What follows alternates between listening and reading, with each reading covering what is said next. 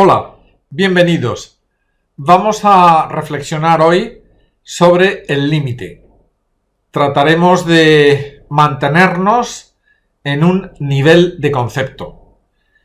Y vamos a preguntarnos en primer lugar si quien dibuja los límites, quien pone las fronteras, es la razón o el corazón. Y la hipótesis de partida que seguimos es que el corazón propone, pero la razón dispone. Todo reconocimiento propio, sea individual o colectivo, implica un ejercicio racional. Y partiendo de aquí, podemos intentar hacer una división de tipologías de límites. Podríamos hablar de límites constitutivos, de límites incondicionados, de límites circunstanciales, de límites internos, de límites externos. A mí me gusta proponer una tipología de 6 tipos de límites. Y siguiendo ese adjetivo que ha propuesto, lanzado y que mucha gente sigue de Bauman, de la sociedad líquida, pues podemos hablar de unos límites sólidos, de unos límites líquidos, de unos límites gaseosos, de unos límites provisionales, de unos límites falsos y de unos límites transitorios. Los límites sólidos, pues serían aquellos derivados, por ejemplo, de nuestra constitución biológica para los seres individuales y para el colectivo de los humanos, o los límites derivados de nuestra extrañeza familiar, que es algo radicalmente humano. Los límites sólidos serían aquellos que más vale tenerlos en cuenta siempre. No tienen un carácter provisional y que condicionan la existencia y condicionan la vida de modo radical. Límites líquidos, pues serían más de tipo cultural. Por ejemplo, las lenguas.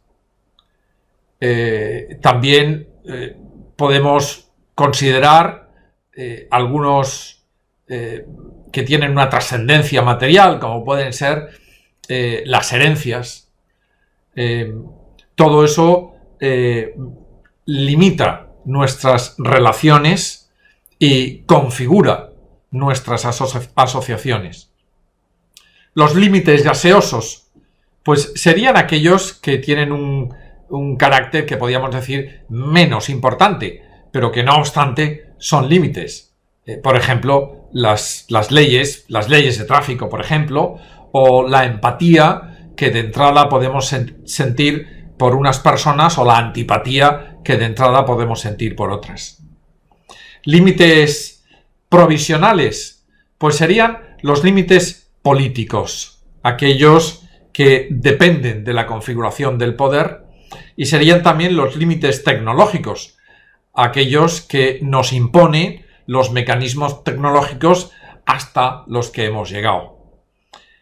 Los límites falsos son aquellos que se descubren como falsos, bien sea analizando la historia, bien sea investigando la propuesta lógica que los presenta, ¿no? Límites falsos pueden ser, haciendo un poco de chiste, pues algunas dietas, por ejemplo, o creencias infundadas que vemos mediante un análisis racional que realmente son infundadas, ¿no?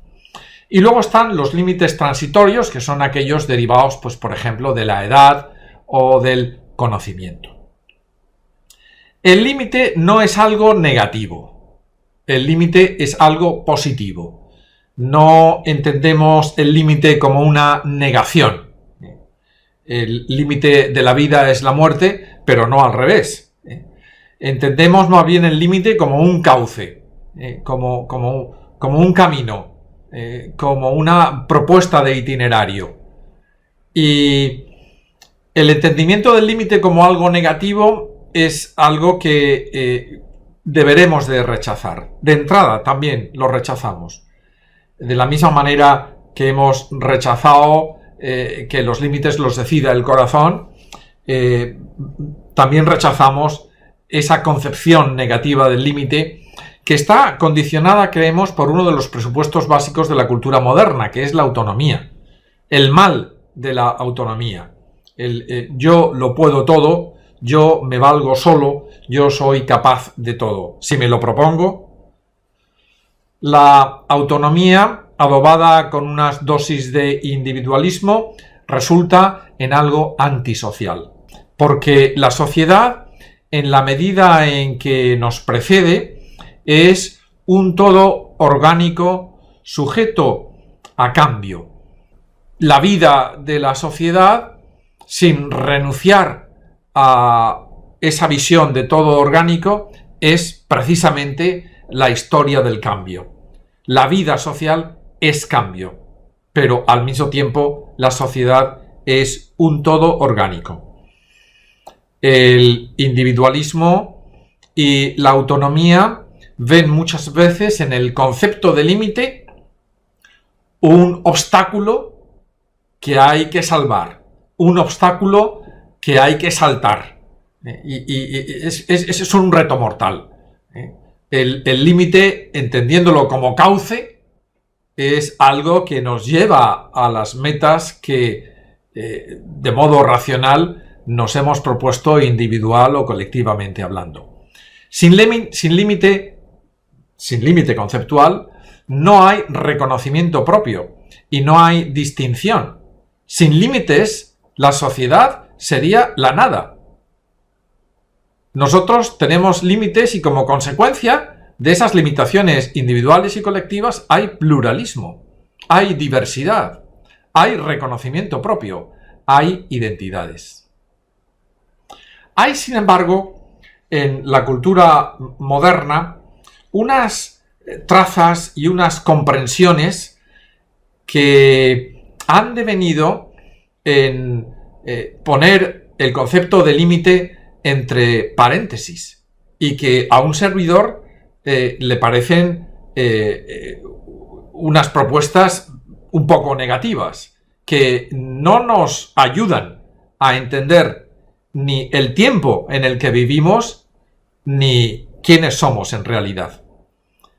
Y voy a hablar de 4 de esas propuestas o de esos entendimientos que, en mi opinión, deberíamos de superar para entender bien el concepto de límite. El primero de ellos, y esto incide fundamentalmente en la disciplina de la economía, es la materialización de la economía. Ese prejuicio que resulta en un perjuicio al identificar el espacio con el objeto, dejando sin lugar, sin espacio conceptual, al sujeto. Mediante esta operación, la economía mercantil no tiene fronteras. No hay límite para el mercado. Todo es objeto para el mercado. Incluso, desgraciadamente, algunas personas. Esta materialización de la economía debe de ser superada. No profundizaremos en ello porque creo que ya lo hemos hecho en otra reflexión antecedente. El segundo planteamiento que, en mi opinión, deberíamos de superar y que acabamos de mencionar es el individualismo. El individualismo disgrega a los grupos humanos, privándoles de la extrañeza, de la distinción, de la defensa identitaria. Es verdad, y a la crítica de los individualistas he de responder que es verdad, existen identidades falsas, identidades ilusorias, identidades irracionales, identidades asesinas, como he leído en el título de algún libro. Pero hemos de saber que sin identidades no somos nadie. Identidades en plural, cada uno tiene muchas identidades. Sin identidades no somos nadie, porque no nos podríamos distinguir. El tercer planteamiento que se nos aparece en el horizonte y que también deberíamos de superar es el de la instrumentalización del trabajo. Entender el trabajo como algo meramente instrumental, que como consecuencia implica que la tecnología se convierta en un fin en sí mismo. Y en el horizonte está esa tremenda confusión, que acabemos confundiendo nuestras herramientas con nuestras mascotas y con nuestros esclavos, las personas a las que dominamos a través de los artilugios tecnológicos.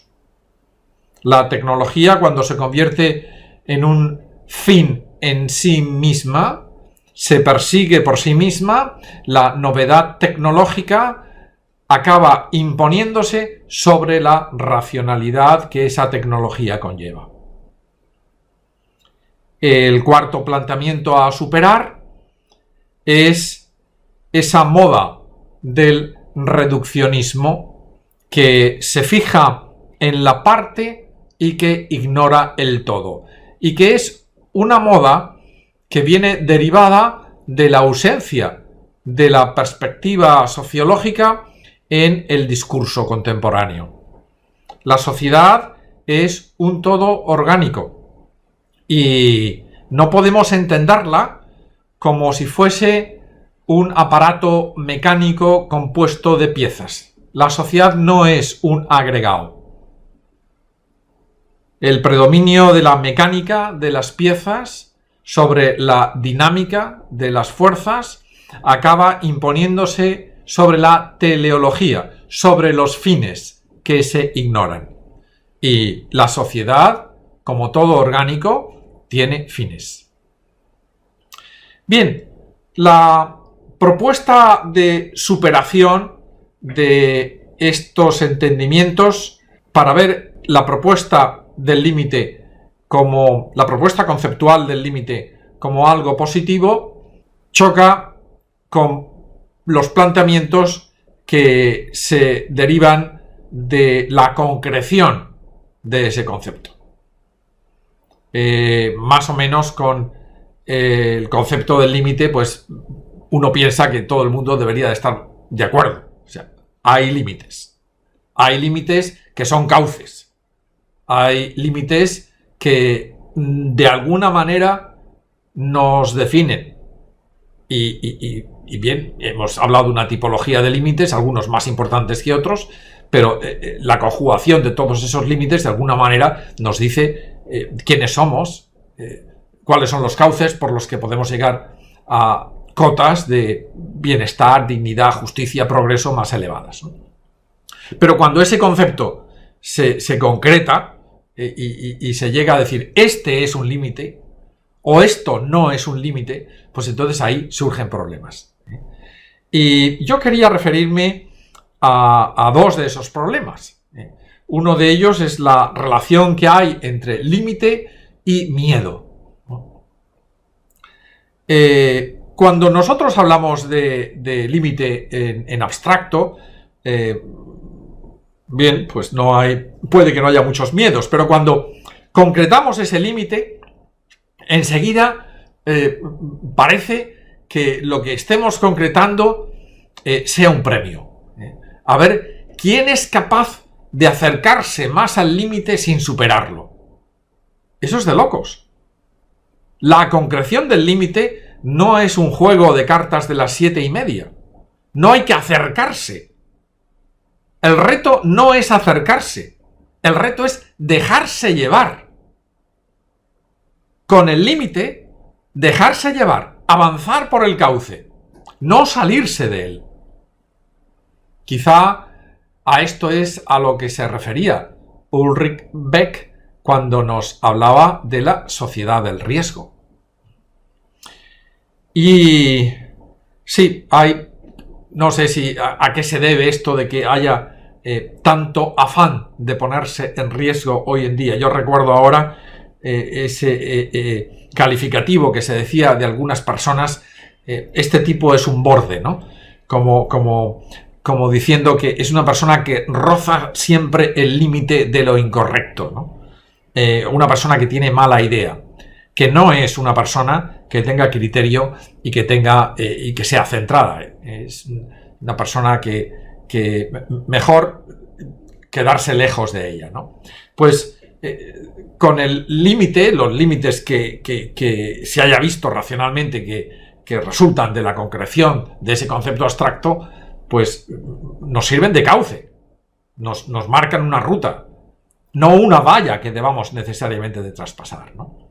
Y otra relación a la que tenemos que hacer referencia antes de terminar esta reflexión es la que existe entre límite y transgresión. Porque el concepto de límite no nos lleva necesariamente a decir que toda transgresión es mala. Porque como hemos visto, hay límites que son falsos, que son erróneos, que no son verdad. Los falsos límites, y más aún, la equivocada etiquetación de algunos de ellos, necesitan de la transgresión. Si nosotros tenemos un límite provisional y lo entendemos como un límite sólido, pues alguien tendrá que venir a decirnos que no, que ese límite no es sólido, es provisional. Y que si se dan las circunstancias que se puedan dar, pues quizá necesitamos transgredirlo para que el cauce sea más amplio. El concepto de límite no pone una etiqueta negativa sobre la transgresión. Y la transgresión a veces es necesaria. Hay, y con esto acabamos, algunos autores que me gustaría recomendar, ¿no? sobre el límite. A un servidor, quizá quien primero le iluminó para profundizar y utilizar este concepto en sociología, fue Erich Schumacher. Lo pequeño es hermoso, recordamos todos, ¿no? Un texto y en los otros de Schumacher que utilizan continuamente el concepto de límite para hacer propuestas novedosas, interesantes y realmente útiles, muchas de las cuales no se han llevado a la práctica, desgraciadamente. También Marshall McLuhan, también Louis Mumford, pronunciado Mumford, Dewitt MacDonald, muy interesante, Wendell Berry, a quien he estado trabajando últimamente, Gunther Anders, y en general muchos autores que se autocalifican como comunitaristas. El concepto de comunidad en sí mismo implica límite. En la literatura, pues también hay entre los clásicos de la literatura, pues también podemos ir para encontrar ese concepto del límite ilustrado en vidas concretas, ¿no? A mí me ha gustado siempre leer a Cervantes desde esa perspectiva. Cervantes, como nadie, habla de lo humano, haciéndonos ver la importancia de los límites, la importancia de los cauces. Y eso no solamente está en su obra magna, en el Quijote, pues también está en el Persiles, también está en casi todas las novelas ejemplares. Leyendo a Cervantes, uno que esté versado en Cervantes, pues uno creo que acaba teniendo claro que es muy valioso el concepto de límite. También Miró y Unamuno pues me han enseñado bastante sobre Unamuno de una manera pues un poco radical, sobre el concepto de límite, entre los extranjeros Chesterton, por supuesto. Y quería acabar mencionando dos personas que se equivocaron al hablar de límites. A Paul Ehrlich, The Population Bomb, su famoso libro de hace ya bastantes años, y Donella y Dennis Meadows con aquel libro de los límites al o del crecimiento. Quisiera acabar con un verso de un autor valenciano al que admiro muchísimo, Xavier Casp, que nos dice: no quiero subir más alto, sino calar más profundo. Para desarrollarnos, quizá debemos de fijarnos también en nuestro interior. Seguiremos con esto. Muchas gracias.